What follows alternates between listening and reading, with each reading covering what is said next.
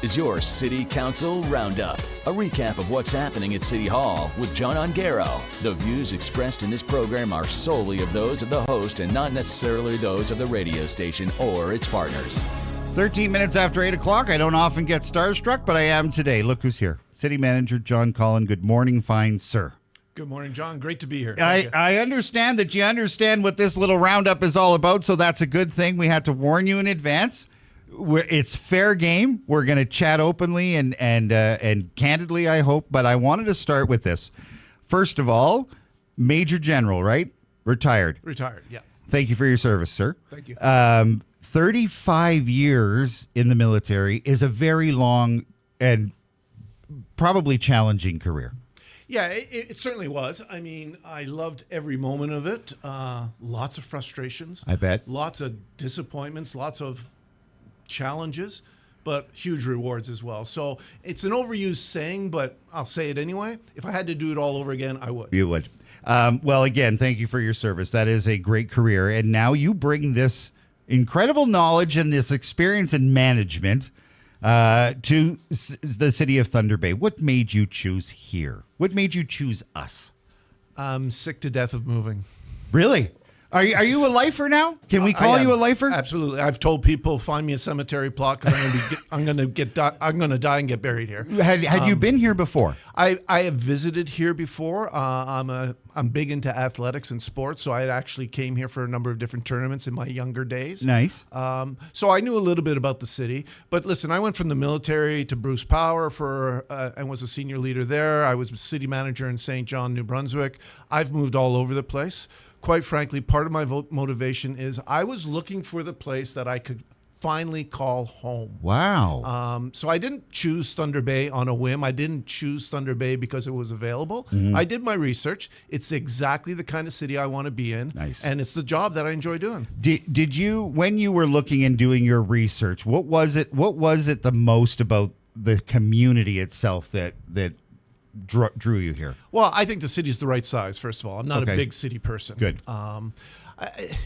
It's the value proposition that's here. It's what's available to residents and businesses. And the value propositions are different. But I use this saying, and I'll try to shorten it up a little bit. You can stand in the middle of the city of Thunder Bay, wherever the middle is, and within 15 minutes you can do any outdoor activity you want, including any sort of water sport. Within that same 15 minutes, you can see the symphony or a street concert. Within that same 15 minutes, you can do fine dining, you can do a food truck. Within that same 15 minutes, you can do any sport or recreational activity that is common in Canada, and you can do it all with no lineups. There are no lineups here. You're right. And you could probably do it in a house that you can afford to live in. Yeah. And because you can afford to live in your house, you have a bit of money in your pocket to do those things. It doesn't get any better than that. It is not doom and gloom here. No. And one of the things that we really work hard on with our station as a whole is that, we have our challenges here, and the challenges are the same as every other community in Canada. We are not special that way. But we do have a wonderful I would say sense of community here. It is a bigger city with a small town feel. Absolutely. And well, it is great to have you. And again, thank you for picking us. You have had an impact, sir. We were just talking off the air that the first time you knew that this little special, the City Council Roundup, was the day after your first meeting. Yes. And ironically, I had stumbled across that City Council Roundup yesterday. And it was a 20-minute one that was way too long, and I was ridiculously harsh because the night before was a very long meeting. You were thrown into a time at City Council where there was some very volatile situations happening, whether it be decisions that needed to be made, stresses among the councilors and the council table. All of these things came to a head that one night, the first night that you were here, and it all came down to parking. Because it was 3 weeks after the implementation of the parking in downtown and all the downtown spots, and of course in our beloved marina. 3 weeks after that announcement was made, the city council got together and said, this was a really bad idea. And the whole council roundup the next day was, this was a year in the making. You made the decision. June 1st it started. Now you don't like it. We are about to jump into that again next week when that notice of motion comes forward. The debate comes next week, the notice of motion the week after.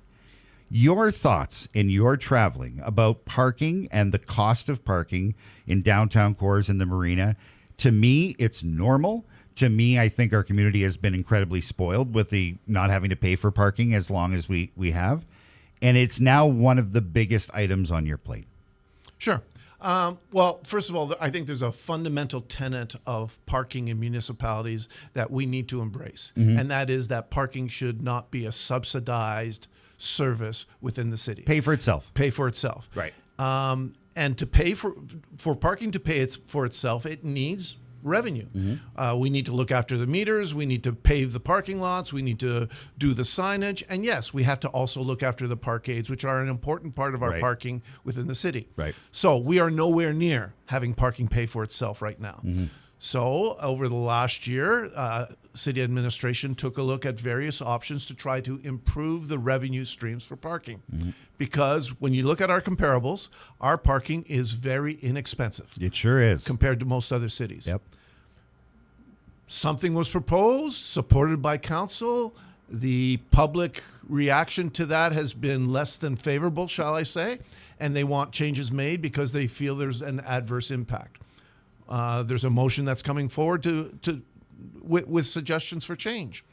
I'm not going to say we had it right before. I'm not saying that the motion that's coming forward will be the long-term solution, because I don't think it will be. Right. We need to take some analytics. We need to take a look at where we end up, and we need to continually adjust until we hit the ideal situation, which will be balanced, which will be compromised for everybody. That the suggestion that's coming is no secret, is to reduce the hours for parking. But when I saw that, the first thing that came to mind is we haven't had this in place long enough to really determine whether or not it's helping us financially, or I don't think we're doing this for a profit, John. I think we're doing it to subsidize the parking. But if we are reducing the hours, we're reducing the revenue too. But we really haven't had a chance in a month and a half, 2 months that we've been ticketing people to really see if this is making an impact. Shouldn't we wait another year for that? Yeah, I mean, I understand your point of view. What I really don't want to do this morning is preset the debate that's going to happen in council chambers. I understand. I'm going to reserve my comments on your observation. It is certainly a consideration that needs to be looked at. Ultimately, it would be great to do every last decision of council and every last recommendation of administration based on sound analytics and sound data. That's a pipe dream. Right. In a city our size, we could not afford to create that sort of ability to capture all the data we need to do. Let's see where the debate takes us. Yep. I think this is going to be many years in the making before we land on an approach to parking that the community can accept in a balanced approach that also gets us to where we are not subsidizing parking in the future. Fair. All fair. Next point. A couple of weeks ago, about a month ago, you came to council with a pretty significant plan for changing the look and feel of administration. The titles, for one. A commissioner. What a thought, instead of a manager. You created the growth department, the department called Growth, that Carrie Marshall is heading up, longtime administrator and part of the city, understands our community, understands what we need for growth. You seem to be very set on growth, and it's something that we've needed here for a long time. This new department and this new commissioner for growth is going to make a big impact, but it's a lot of work. What's the difference now with this new department than what we've been trying to do with growth up until then? Well, the difference now is until we made this change, listen, it's not as if administration or our partners in town, such as the CEDC, were not paying attention to growth. Absolutely. That's an urban myth. Absolutely. We were paying attention to it, but really it was being done on the corner of people's desks. It wasn't the priority. What I'm trying to do, because you're absolutely right, we need to grow. We need to grow more significantly than we have. We're just not even keeping up with inflation. I could bore you with a whole bunch of statistics, but the bottom line is our growth rate has grown at 4 times, an order of 4 less than inflation. So we're not keeping up. Right. We're not even keeping up with inflation. So don't talk to me about the extra money we should be putting on things. We need to talk about how we're actually going to keep doing the things we're doing now. Yeah. So we need to get our growth rate above inflation. So I'm not talking about exponential growth of 15, 20% that's not manageable. Right. 3%, maybe 4%. That would be ideal. To do that, that puts us in a very good position. 3 or 4% helps the city a lot as far as revenues go. It makes a big difference. I mean, instead of being behind inflation, right. And then people wonder, well, why are we increasing taxes? Why are we increasing user rates? Well, it's because we have to keep up with inflation somehow. Yep. So if we can get just above inflation in terms of our growth rate, it will be a much better situation for everyone involved. How do we get there? Well, what's clear is what we've done for the last 10 years has not done it for us. It's not working, no. So we need to change the culture and spend more time and effort on growth. And one of the ways to help change that culture is to create this department that they're not going to be responsible for growth. Everybody's going to be responsible for growth, but they're going to remind us of our responsibility. It's a part of everything that we do now. And it'll help create the fabric that we need to push growth within the city. All right, here we go. This is where it's going to get fun for you and I. Mm-hmm. We'll still be friends after this, by the way. I am historically cheap. I worry about my household bills all the time. I'm a budget guy. I make sure that I don't spend more than I have. I get very uptight when the city spends more than we have. And case in point, Monday night, $150,000 brought forward from the Waterfront Development Committee, and I started to shudder a little because it's not in the budget. This council, I celebrated it yesterday morning, and I'll celebrate it again, said no to that $150. We can find that money somewhere else. Let's not add it to the budget. In the last number of years, this council has spent upwards of $2.5 million over and above what their budget was on things that maybe we do need or we don't need. If you go back 10 or 12 years to the Great Flood that you probably have heard about, we were so far out of budget with the water treatment facility and so many other things that we needed. It put us into a spot where spending money that we don't have puts us in a difficult situation. It feels to me, John, that this council is starting to spend money that we don't necessarily have. And do you think spending money on shiny new things is going to help growth? Do you think that spending money on new buildings, new investments in town, as opposed to infrastructure and all those things, is going to help our growth? Well, like all things, I think balance is the key. Mm-hmm. We want to grow. The city of Thunder Bay needs to be seen as an attractive place to invest in, but also an attractive place to live in. Mm-hmm. Sometimes a shiny new toy helps with that. Sure. I'll use Marina Park as an example. Perfect. It's a shiny new toy. Not anymore, but when it was built, it was certainly a shiny new toy, and we're about to invest in it again heavily because I think that is part of our value proposition for Absolutely. the city of Thunder Bay. Agreed. So you need to do some of that, but it needs to be a balanced approach, and we absolutely need to address our infrastructure deficit that we have. $30 million. Well, that's a bad number because what people throw that number around. That's how much extra we should be paying every year towards infrastructure. Our total infrastructure deficit is somewhere in the neighborhood of $1.2 billion. Wow.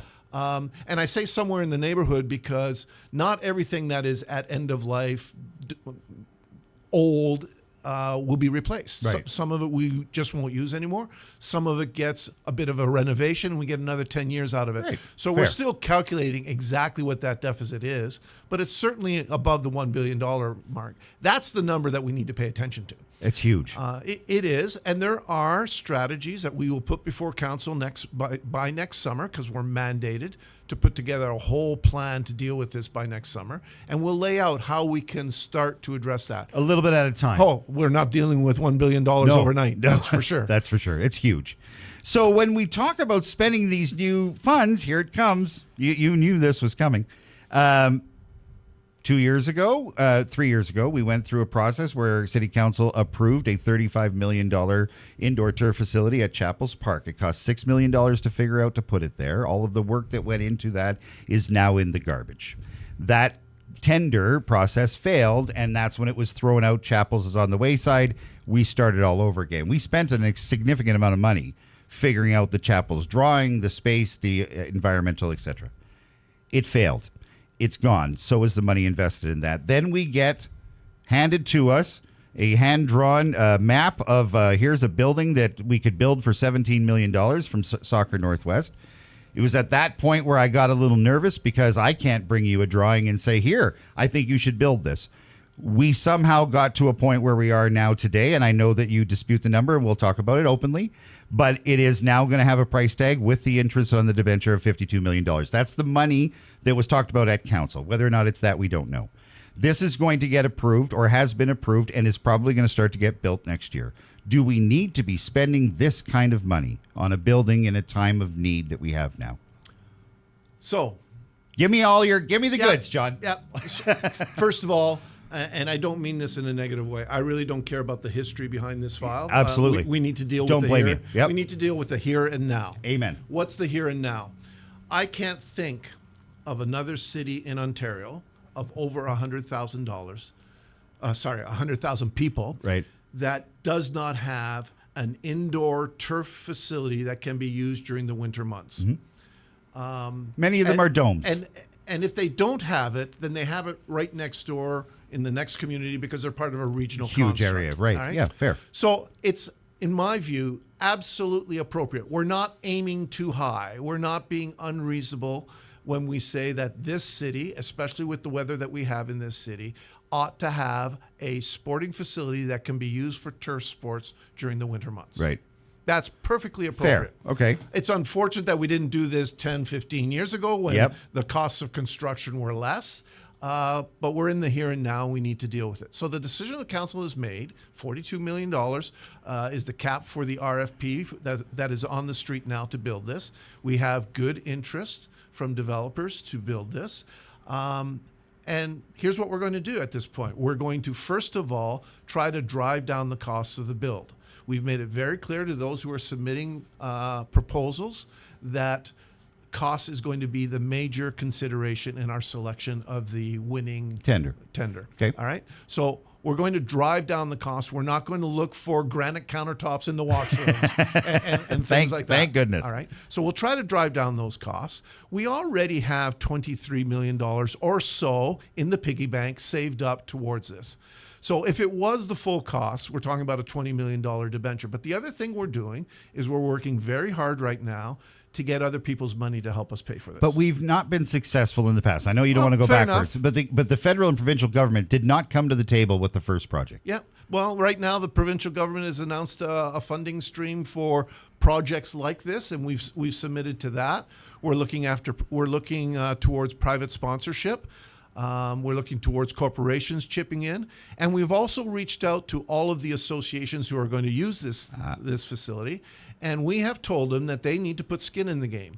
They need to have a fundraising effort, and they also need to have some sort of initiation fee that is charged to everybody who starts using this. Now, to the credit of those associations, the feedback I've gotten is they're not fighting us on it. Right. They understand. They agree. Excellent. And they're working very hard right now to try to also collect money. Now, what does this do to the $20 million debenture eventually? I don't know yet. But it could help. It will most certainly help. Right. How much it helps, I just don't know. But we're working it hard. Well, you've almost got me convinced. I'm not going to change my mind. We'll work on it. Work on it. But listen, I have never been against the idea of having this facility. Never have. I just look at the price tag. Mm-hmm. And over the years, again, to your point, not bringing up the past history, but we've seen this movie, that it just keeps getting more and more and more. And the longer we wait, the more expensive it is. And I get all of that. Never been against the building, just against the fact that we were offered a $17 million build that we probably shouldn't have been, that's now turned into 40 plus interest. I will leave it at that. I appreciate the extra information there, because I think it's important for people to understand that there is work going on behind the scenes. And to be completely frank with you, this is the first time I've heard of that. Yeah. And that's excellent. So it's one of the reasons you're here. So thank you. And John, I'll address your comment about the dome as well. Because the tennis facility is a model citizen of a $4 million dome that they got funding for, that they're building right now. But obviously, there's a very different cost involved when you're talking about the size. The size, for sure. These things. So first of all, very rough math.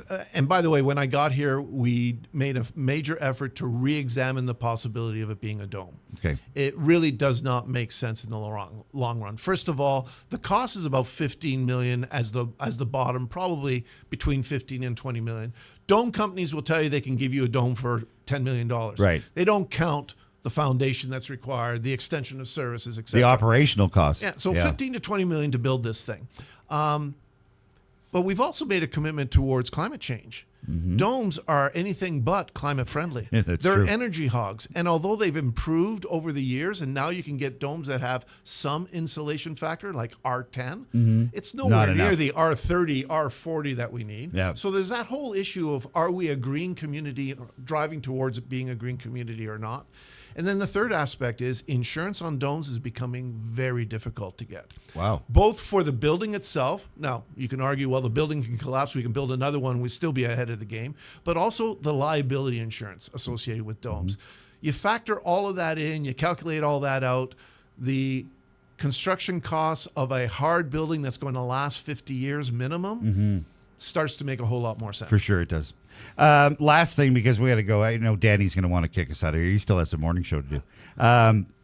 Budget time. It is my favorite time of the year, more than Christmas.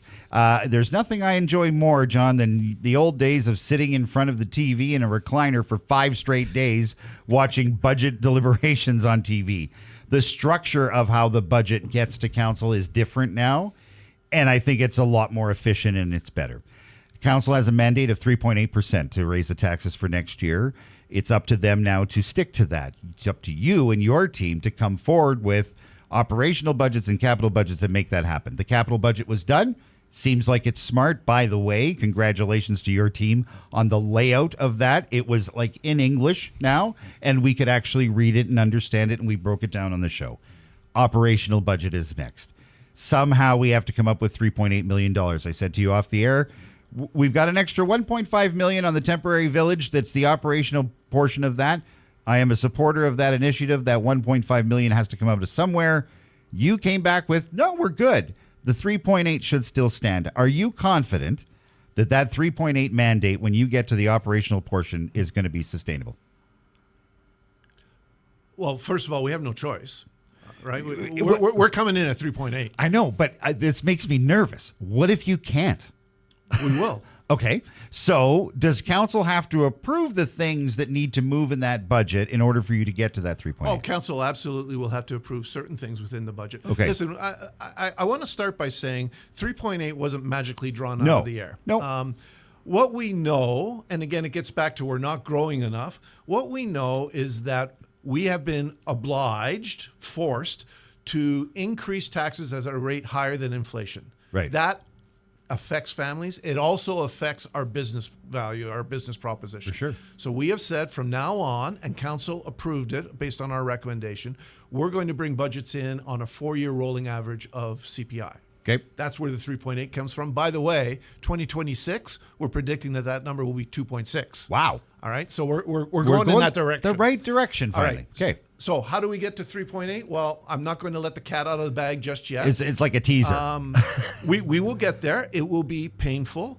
But When you say painful, you said this at a meeting. Yeah. What does painful for who? Council to make the decision or impact on the Oh, community? it's going to be painful across the board in certain areas. But what I will say this, we have taken an approach where a reduction in services is the option of last resort. That's significant. So we don't anticipate. I don't anticipate Bus service, police services, all kinds of things. They're fine. I don't anticipate any significant changes to the services we deliver in Thunder Bay. That's huge. And we'll still come in at 3.8. Wow. It's exciting. Stand by. Okay. Well, it has to come from somewhere, and you're right. With the amount of growth that we've had, something has to give. But 3.8 is positive compared to what we've had in the last couple of years. So to your point, we're going the right direction. This is good news. Yeah. I just get nervous at budget time that we're going to be able to stick to it. But you're saying The mandate's 3.8. You're coming in at 3.8. Well, and I want to be clear on that 3.8. That's for the money that we control, right? Right. That's right. We have all sorts of external boards and agencies that we pay. Some of them just levy us. Right. So I'm not saying that Police, fire, those kinds of things you're paying anyway. No, fire we control. Police has their own independent actions. At the end of the day, I'm not saying that a resident's tax bill is only going up by 3.8. Right. Fair. The municipal part will be controlled at 3.8. And for the record, I could easily justify a tax increase of 8 to 10%.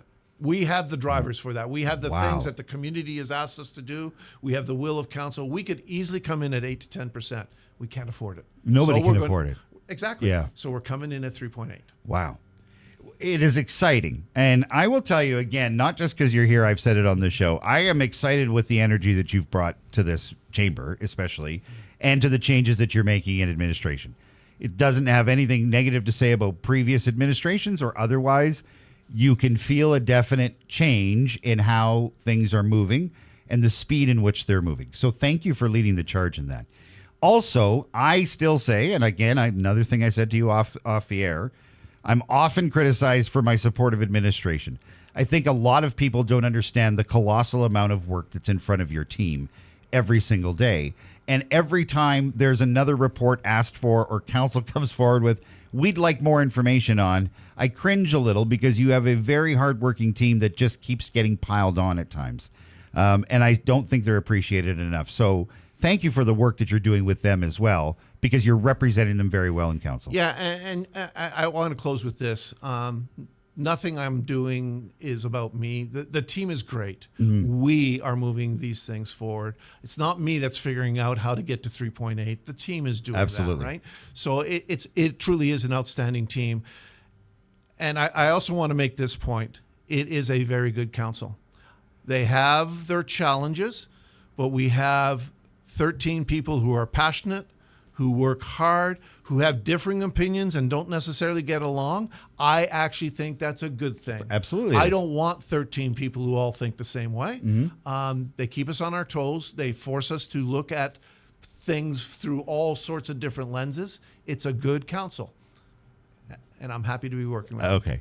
Well, I don't agree. I think this I didn't figure you would. I think this is one of the more challenging councils that I've paid attention to, only because they seem to be on a different path than councils previous. And I get nervous about those that like to spend money that we don't have. And that's, as an outsider, as a taxpayer and a homeowner, that's the stuff that makes me nervous. However, it's a democracy and it's how it works. There's just been an awful lot of very close votes on very important things that I wish they would work closer together. That's my only point on that. But you have your hands full. If you had a choice to be in council chambers most of the time or your office with your team most of the time, which one would you pick? Both. I don't believe that for a second. Absolutely. How do you feel about those 7-hour meetings, John? Oh, well, we're going to do things to avoid 7-hour meetings in the future. Because sometimes it gets really hard to watch these till 1 a.m. and then come on the next day at 8. Listen. It's a long day. Everybody can always get better. I tell people, even if you think you're fantastic, if you think you can't get better, resign. I don't want you. Right. Everybody can always get better. How we govern the city can get better. How we do governance with council can get better. Are you making changes? Well, we're looking at it, and we have a mandate from council now to give them a new approach to governance by June of this year, and we're working on that. That's the standing committees? The whole issue of standing committees and how we move files through, et cetera, changes to our governance bylaw. The whole thing is being looked at. We can always get better, and that's the motto behind this whole effort of the governance review. You have to admit that packing a bunch of people into a room for a 7-hour meeting, by the time midnight rolls around, it's pretty hard to make good decisions. It's almost impossible. It really is. It is. Many of them are working all day. Yeah. You're working all day. Your team is working. It's crazy. So that's a positive. And by the way, we're back at work the next morning at 8:30 as well. So. Well, hey, me too. 8 o'clock. But I have to sit through it. But at least I'm in a lazy boy chair. Listen, I thank you for this. And again, I thank you for your service and choosing us. I think you have had an impact. And I appreciate you being humble of the fact that it's not you. It is an entire team. But somebody has to lead them, sir. And good leaders surround themselves with good people. And you have that. So I think we're going in the right direction. And it is exciting for us to see the changes that are in place. So to the long road ahead, budget time, you're promising 3.8. Yep. I love it. we're looking forward to covering it. City Manager John Collin, thank you so much for this extended time. We took over Danny's show. Sorry, Danny. This is important, and hopefully you'll be back maybe after budget season, talk about some of the changes that are in place. Sure, looking forward to it. City Manager John Collin, as the City Council Roundup will be back next Tuesday morning, Danny.